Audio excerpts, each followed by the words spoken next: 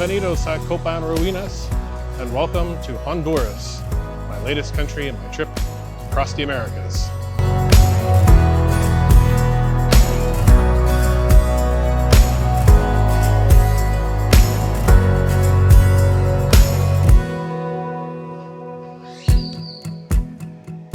I arrived here from Suchitoto in El Salvador. A lot of people tend to come here from Guatemala, which is only about 45 minutes to an hour west of here. And it's also only about an hour and a bit south of Belize. So it's kind of in this little corner here where it's a great opportunity to come and check it out. So as I mentioned, this is my first stop here in my new country of Honduras. I'm planning on stopping in roughly 6 or 7 different locations here over the next few weeks, and I'm really excited to check out the country. I feel like it's one that is less traveled by a lot of people. Honduras has a long history here dating back to pre-Columbian times with the Mayan Empire, and even before that there were lots of indigenous groups here in the country that were here for hundreds of years before that. So I decided to come to Copan Ruinas first for a couple of reasons. One, because it was close to Suchitoto and it was accessible that way without having to kind of go through all the rest of the country. And two, it also has some of the world's most famous Mayan ruins here in the city. It is not as big as some of the other marquee locations like Chichen Itza. However, what makes Copan Ruinas unique, or at least somewhat unique, I suppose, in the Mayan Empire, is that the type of stone that was used here to build monuments and the different buildings was softer, which allowed for greater detail in the carvings, which still exist today. So if you want to come and see some of the statues and some of the carvings and stuff that were part of that Mayan Empire that haven't worn away and were more intricate, this would be the place to come and see. For today, my plan is to kind of show you kind of an overview of the city of Copan Ruinas. We're going to go check out the ruins in our next video. But for today, I wanted to show you the downtown area, kind of give you a lay of the land of Honduras a little bit, talk about how I got here exactly and what that costs. And we'll also have a nice little room review of what might be the best deal that I've had. And I say this a lot, but this might be the best deal that I've had almost anywhere in my entire trip. So let's get wandering and head into Copan Ruinas here, my first stop in the new country of Honduras.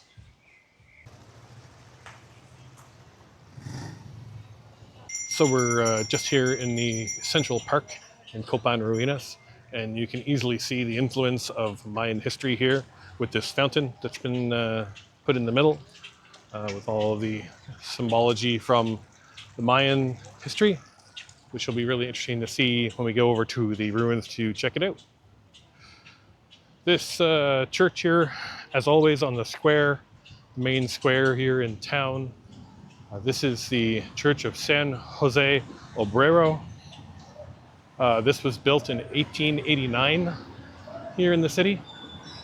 And it's actually closed at the moment, but it's a standard looking Catholic church overlooking the main square here. I have to say that this square, just based on it's got these statues and these overhangs and lots of trees and the park and everything else. This is one of the nicer central parks I think that I've seen in Central America. It's really pretty, really well maintained. Lots of people around, of course, as always, and lots of vendors. You can see I'm just sort of behind a tree here, but there's vendors there. And then there's also lots of restaurants and things either directly here or nearby. Beautiful little spot. There's also this really cool monument here to the Mayan Empire that was put here in 2000, 25 years ago. And it's got some really cool Mayan carving on the bottom. There's a couple different museums here that I wanted to check out today. One of them, I believe, is closed either permanently or at least temporarily. It's not actually open here at the moment, but it is the Digital Museum here in Copan. And I guess it has some really cool like 3D digital reconstructions of, you know, some of the Mayan stuff and of the city itself and other things. But I believe it's been closed now for at least a few months, so it might be gone for good. But just here, again, here's the park for reference, and there's the Catholic Church Cathedral. This is the Museo Digital de Copan. But again, it's been closed, I think, for some time, unfortunately. So the other museum I wanted to check out is sort of a preview of where we're going to be headed tomorrow to go see the ruins of Copan. One of the things that's really interesting about here too is one of the other things we're going to go see is they actually have a sanctuary for macaw birds here, the very brightly colored, you know, rainbow colored birds. They are the national bird here in Honduras, and they were nearly extinct a few decades ago until conservation efforts sort of restored them to the area. One of the things that they did was they actually released most of them to the Copan Ruinas ruins. And so now, when you go to the ruins here, it's filled with macaws on top of all the really cool history and buildings that are there. So that'll be something else that'll be really kind of fun to see. I'm actually planning on going up to the sanctuary as well, which is about 10 minutes outside the town. If you remember from my San Ignacio video in Belize, when I went to the Iguana Conservatory, where they were doing conservation work there to help protect the green iguanas in Belize. It's a similar sort of thing here with the macaws. They're doing efforts to, you know, restore the population, bring them back to health, all those types of things. So it'll be a really cool kind of experience to see that as well. But everywhere you go here, you'll see statues and carvings of the macaw birds. There's a statue of General Francisco Morazan, who was the president of the Federal Republic of Central America. So if you know your history at all about this region, back in the 1800s, there was actually an effort to have a combined Central American unit, I guess. Think of it like the EU, but Central America. Didn't really work out. It only lasted a few years, but it also helped to give the region a sense of independence from years of colonialism and those types of things. And so people like Francisco Morazan are seen as, you know, national heroes here, which is a really cool kind of thing to kind of dig into as well. With Honduras and other countries here, you know, they've dealt with corruption and problems and civil wars and things so much over the years. So the history in these areas are really, really rich and interesting. Very sad too, in a lot of ways, but really interesting to learn about.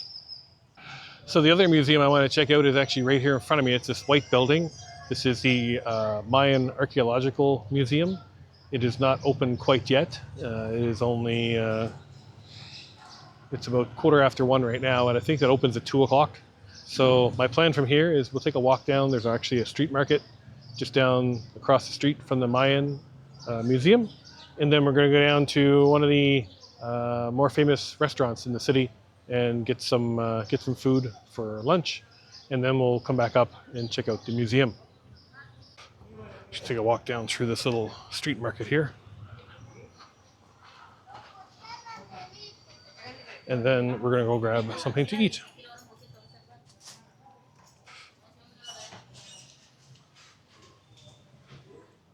One thing I'm going to try and buy, I think, is time to get an updated hat.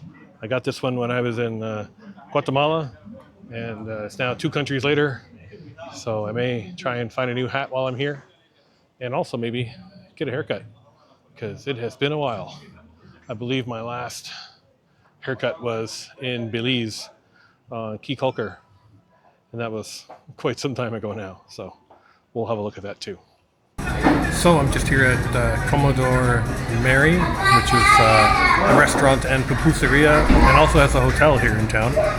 And it's been around since 1989, I believe now. And so it's well known in the city, very popular spot with locals and tourists.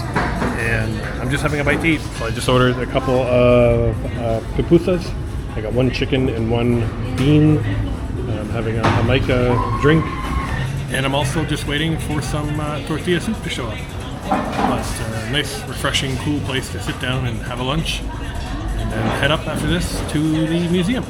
We'll check that out next.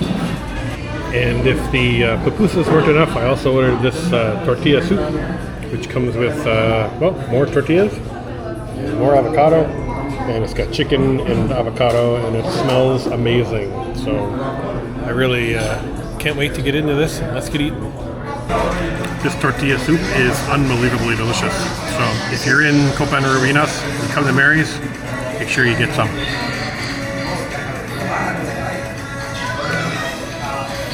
So that lunch at Mary's was delicious. It was a total of 285 lempira, but that was a pretty good deal, I thought, for the pupusas and then that huge bowl of tortilla soup and then the drink to go with it. So I thought that was more than fair and a great spot, so highly recommend it. So I had just made my way back up here to the center square and was going to head over to the Mayan Museum, but I see that the cathedral is now open, so thought maybe I'd go over and have a quick look at that first and see what it looks like inside. So let's head over there now.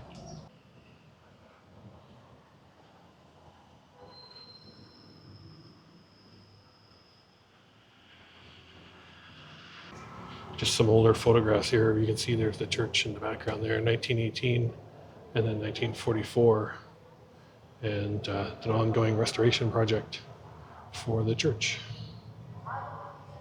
and a history of some of the updates that it's had.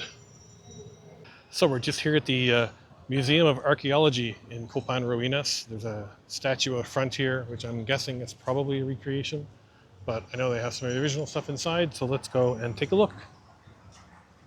So we're just in the introductory area here for the museum, and it's kind of, again, we've seen this sort of map here before, but just a kind of a reminder of where we sort of are here.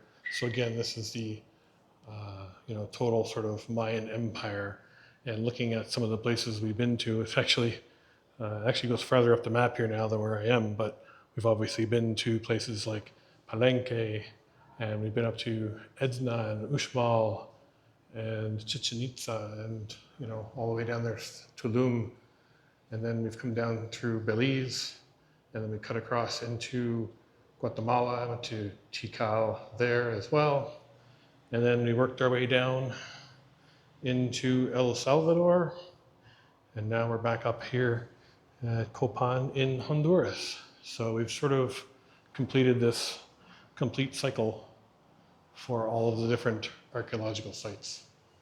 Just kind of a map of the area, what to look for when we go to see the ruins. Here's Copan River, which runs up through the town here. There's some of the ruins you can see there, and then the old canal ran through there too. So these clay figurines here are from between 250 and 1,000, and the first two, for fans of Legend of Zelda, the first two are ocarinas. One of the cool things here too is that they actually have an audio guide, so you can actually use your phone and scan these QR codes, and it'll give you kind of an introductory tour of the different parts of the museum. Just to confirm, by the way, it was 208 lempira to get in, which is about $8 US. Well worth it for the this museum that's here and all the stuff that's included in it. So this first section we're in here is the pre-classic period. I have talked about the various periods in the Mayan Empire's history several times before in videos from Mexico and a video from Tikal and other places. But just as a reminder, the pre-classic period ran from 2000 BC to 250 AD. And those were sort of the early days of the Mayan Empire, where different groups were still battling for control and trying to get a better understanding of who was in power at the time. Here's some examples of some pre-classic artifacts. Some of these date back as far as 300 BC in the case of this bowl here at the top right. You can see some of the paint and stuff is still on it. It's pretty faded at this point, but some of these other ones are pretty amazing. This one here, these are all from Copan here in Honduras, and this one here is dated from 100 BC to 400 AD. So then we get into the classic period. The classic period is sort of the most famous, I guess, period of the Mayan Empire. This is when they were at their largest and, had their biggest population, covered the most area, and a lot of the most famous types of artifacts, history, the written history that they had, all of that sort of stuff is all from that time period.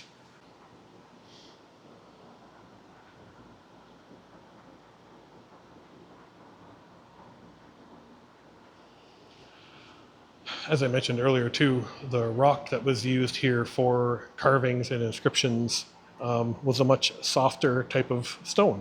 So a lot of the reliefs and a lot of the details were far more intricate to begin with and have survived longer to today.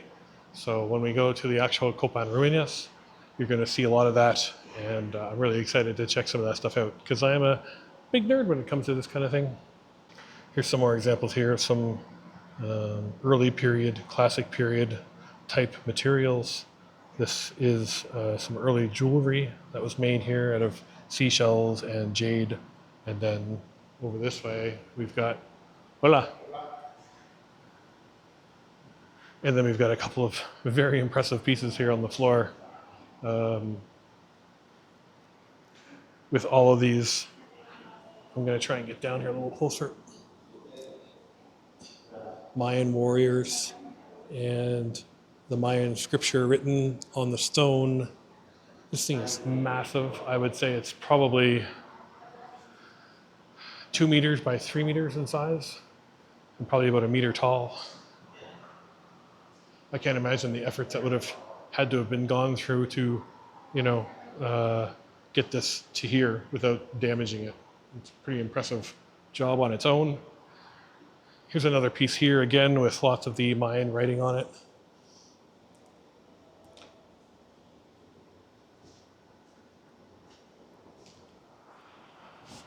Here's some early classic period pottery that looks just unbelievable. This is from 525 AD, and you can see just how detailed the painting work is on these things. Some of the coolest things that you'll ever see anywhere for any of the Mayan Empire stuff are probably pieces like this. These were flints that were found inside of temples as offerings, and these were intricately carved pieces of flint that had these different designs to them. And if you look really closely, and I'll show you down below here in a second, all the faces that are carved into them on their sides. So here, for example, you can see that there's faces carved all around the outside edges on both sides, and even in the centerpiece in the middle. This was an incense burner that was discovered. That is a representation of the first ruler here in Copan. It's been dated to between 250 and 1000 AD.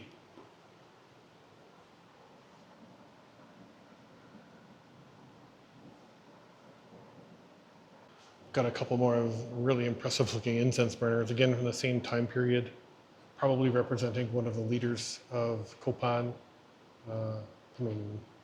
The design, the painting, everything is still intact on these things, and it's just amazing to see the quality and how well this stuff has been preserved.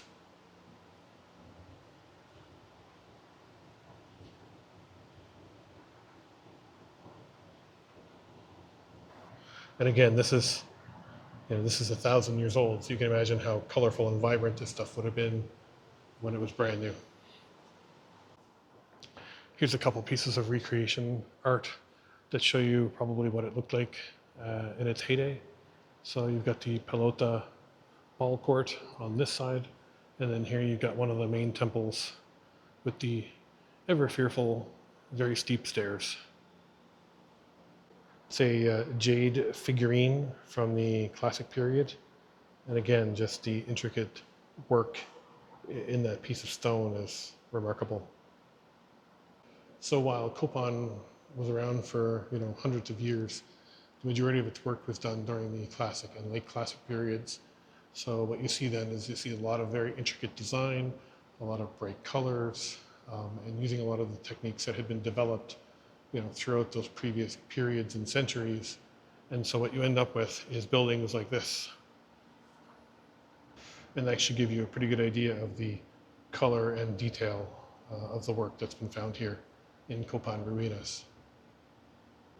And then as we get into the late Classic period, so you're getting into like the time approaching when the Spaniards first arrived, you get into pottery like this, which has again even further intricate designs, more use of blacks and darker background colors to sort of enhance some of the artwork that's on these things.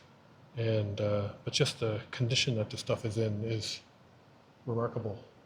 I've seen a lot of Mayan pottery and architecture and buildings and things, but this is some of the best preserved stuff that I've ever seen in any of these places. It's unbelievable.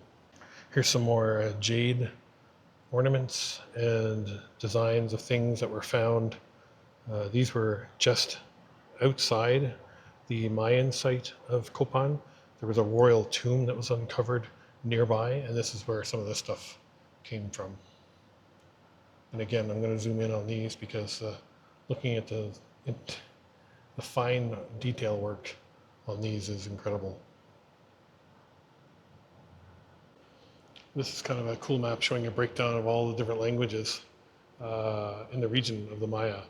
And it's interesting because people sort of have this idea that, it was one sort of homogenous group and one sort of homogenous language and all that sort of stuff. But that certainly wasn't the case at all. As you can see here, the Yucateco language up in the Yucatan Peninsula was easily the largest area, but, sprinkled throughout, there were dozens of other languages that were spoken in the Mayan Empire, some of which are now showing as extinct. But interestingly, most of these are still spoken in some regard today. And finally, we get to the post-classic period from 1000 AD to 1697. So 1697 sounds like a familiar date, and you've watched my previous videos, you'll know why that date is so important. Not only is that the end of the post-classic period, not only is that the end of the Mayan Empire as it stood, that is the date at which the Spanish finally conquered Tayasal, which we saw in northern Guatemala up near Lake Petén. We visited there in one of my earlier videos, so if you haven't seen that one, go check it out. But that was where the conclusion of the Mayan Empire was there in Tayasal after its final defeat. And so they've got a few pieces here that are from that sort of post-classic period. But it's interesting, again, comparing this to some of the artwork and some of the design we've seen in some of the earlier things with the bright colors and everything else. We're sort of back to a more plain design as time wound down for the Maya.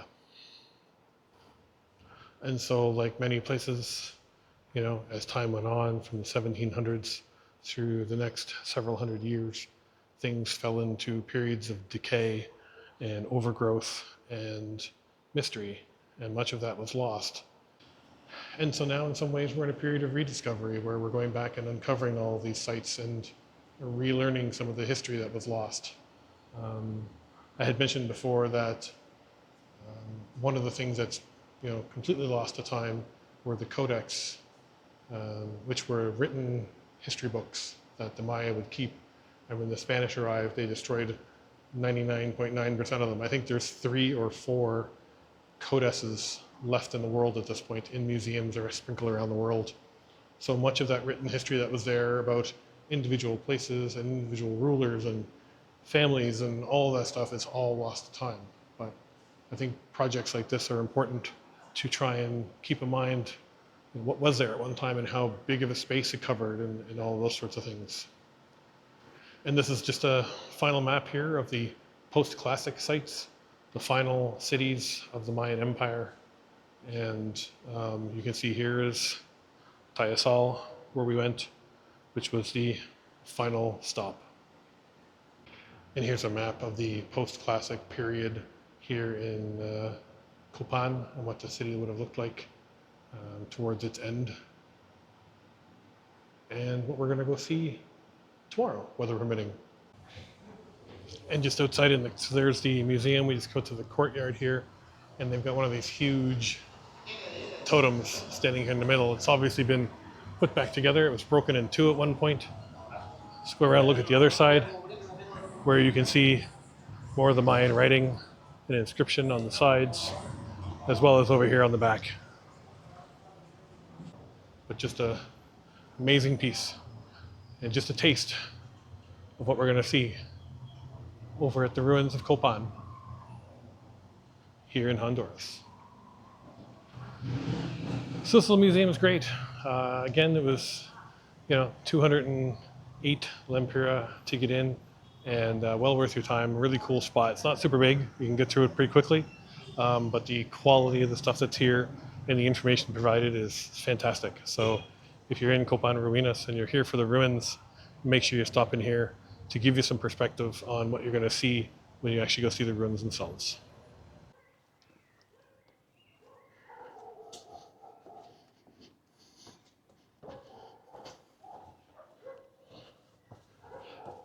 So I just wanted to give you a quick review of the fantastic place that I stayed at here in Copan Ruinas. This is Casa Barraca. I found them on Airbnb, and it has been, it's one of my favorite places of my entire 14-15 months on the road. Casa Barraca is a small, privately owned B&B style place here up on the hill in Copan Ruinas, and the host Fernando and his family have been wonderful this entire time.